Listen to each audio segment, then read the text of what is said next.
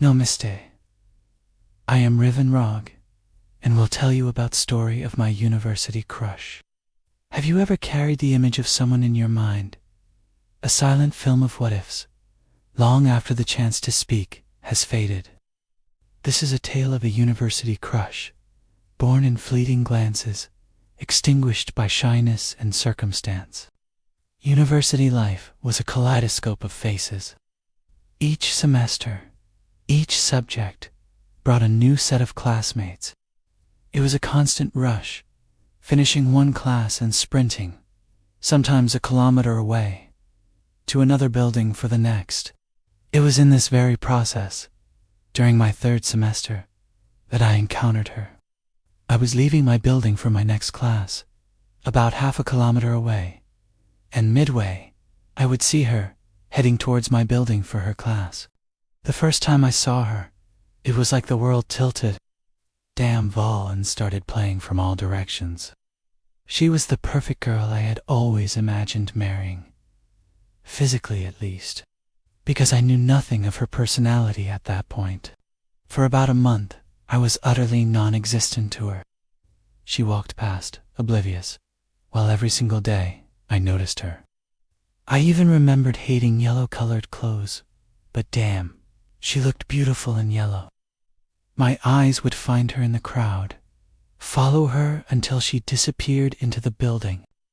Then, one day, about a month later, as we passed each other on that same path, our eyes met. I smiled, a simple, polite smile, thinking it was a good way to greet people. And she smiled back. That feeling when your crush smiles back at you. Damn, it's overwhelming, anxious, and a million other emotions all at once. My heart hammered. The next day, I found myself walking on the other side of the road, looking at her from a distance, because I simply couldn't walk past her again. But I was content. I was no longer a non-existent being in her life. That small smile had changed everything. And just like that, the third semester ended. The fourth semester began, and she was gone. I never saw her, not even a single effing day. The image of her, however, remained, recurring in my head, a constant, beautiful ache. Then, I don't know how, but in the fifth semester, fate, or perhaps just the registrar, decided to play a cruel trick. We shared 4 different classes together. For, suddenly, she wasn't just a fleeting glance on a path. She was a presence in my daily academic life. It was then that I got to know her name, Bhagyashree. I had never heard a name like it before. Later, I learned she was In this semester, I would steal glances at her, and every time her head moved in my direction, I would instinctively look away. I could never bring myself to ask her out because, as I've always been, I am profoundly introverted.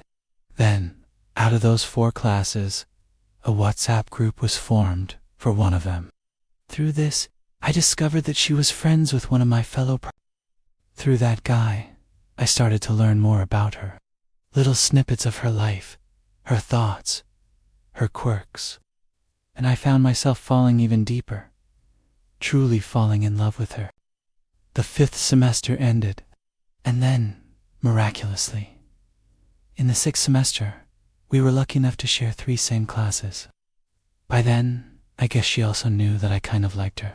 Whenever I tried to look at her, she would already be staring at me, and as soon as our eyes met, she'd quickly look away. Despite sharing 3 classes, we never even spoke. Daily, it was just these intense Then, with just 1 or 2 months left in the semester, Corona happened, and the rest, as they say, is history.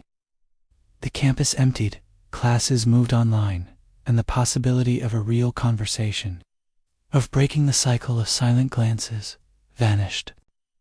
Now, all I have is her image, recurring in my head, and some memories of those. I never used Facebook or Instagram back then. only WhatsApp Last year, I finally made a Facebook account, hoping to find and add her. I asked that proxy friend about it, and he said she doesn't use social media much either, like myself. She only uses WhatsApp apparently. But directly texting her on WhatsApp, after all this time, without a mutual context, it would come off as a cheap conduct, desperate, even. So I let all these be just a memory.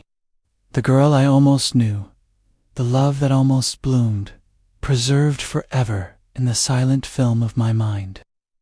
Have you ever had a connection that was so strong in glances and unspoken words, but never quite found its voice?